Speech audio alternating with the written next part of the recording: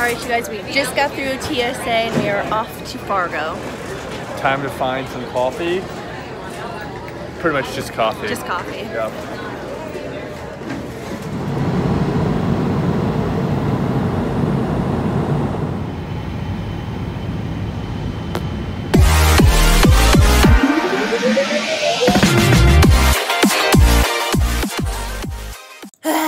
Okay, I thought I would do this video because I haven't really done like an updated sales video to let you guys know how we're doing and where we're at. So we've been doing pretty well at booking a demo a week, and we're actually getting that up to 2 demos a week. So far so good. And like we stated in a few videos before, we moved over to account-based selling, which is, specializing in, particular groups. So I have about 51 groups this month that I'm specifically targeting. And what I've been doing is calling into all the different auto groups associated with these different groups. So you have an auto group, and then you have all these different dealerships that fall into that auto group. And so my tactic this past month has been, here's my auto group. Well, I have 20 different ways in based on the different dealership numbers that they have. And so I pretty much have just been calling in to try to get a referral up or a referral down to talk with somebody about doc space and really find out people's invoicing process inside of accounts payable. But this new technique I kind of wanted to talk to you guys about specifically. And this is something that I heard on this awesome podcast called Predictable Revenue, and I'll link it in the description below. So if you're in sales, I highly recommend listening to this podcast and not just this episode. But in this episode, they're talking with this company about account-based selling specifically, creative ways to talk with groups or to talk with people. And one of them that struck a chord with me was creating personalized videos. So I've started creating these 30-second videos where I'm like, hey,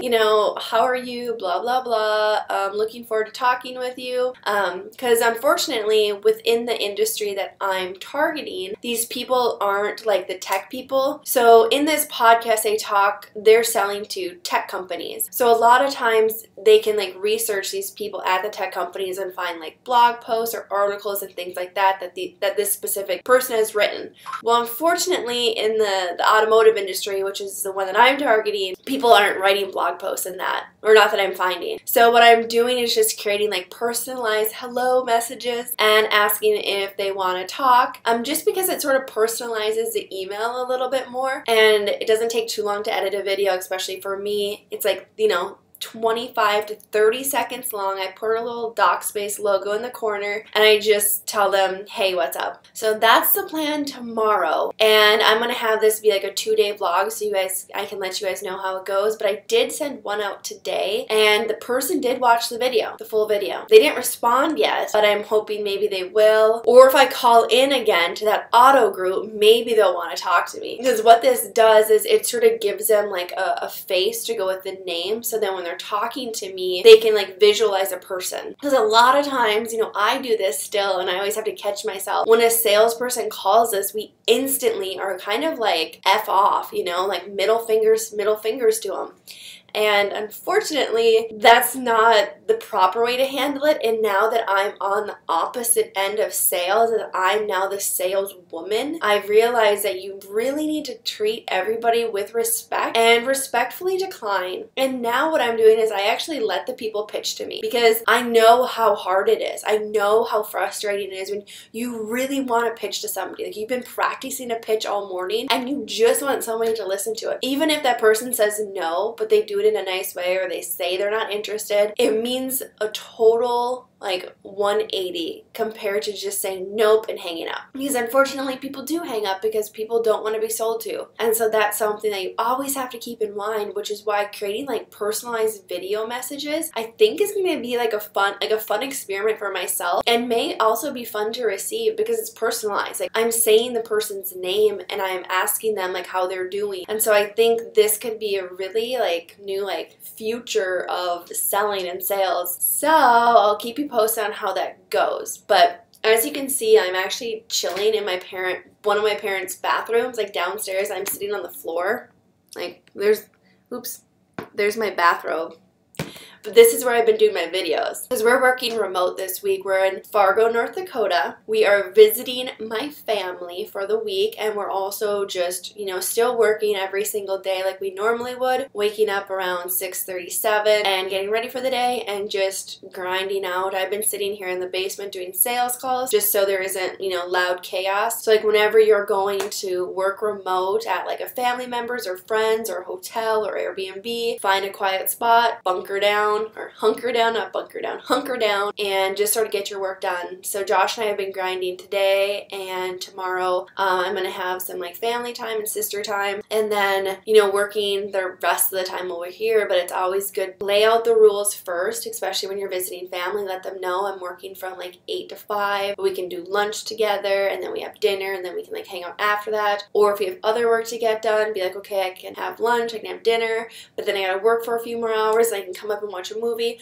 but then I gotta go back and work. Lay out the rules and the groundwork first, so they're obviously aware of it and they know. My family's pretty used to it, and so we always make sure that we do, you know, breakfast, lunch, dinner, and then we usually watch a couple. I usually watch a couple shows with them before going back into work mode. But they're pretty used to the way Josh and I are and the way that we operate when we come here. But it's always still important that when you are back home with your family, especially if you work a lot like we do, to really enjoy it and be in the moment with them, because family is everything, and it's so important to create those memories and cherish them while you're there. You guys, oh, it's dark. I'm gonna take you. So we are in my parents' basement right now.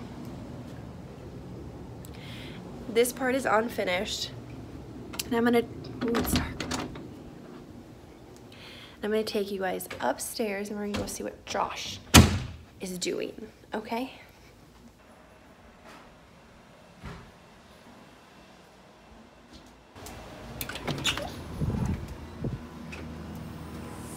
There he is. Hey, how's it going?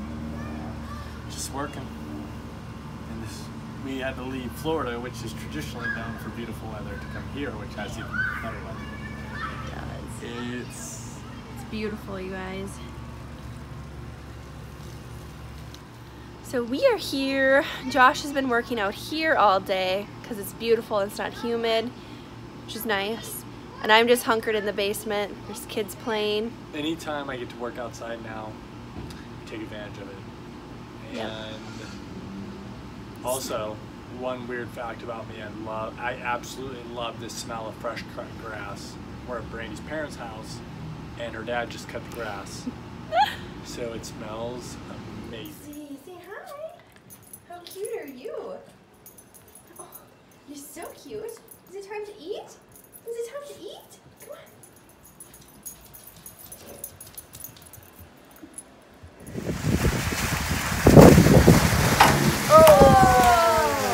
That was close. No. Oh, dang it. That was the closest one.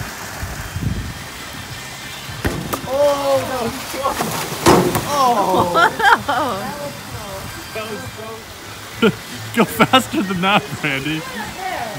Keep coming. Wiggle.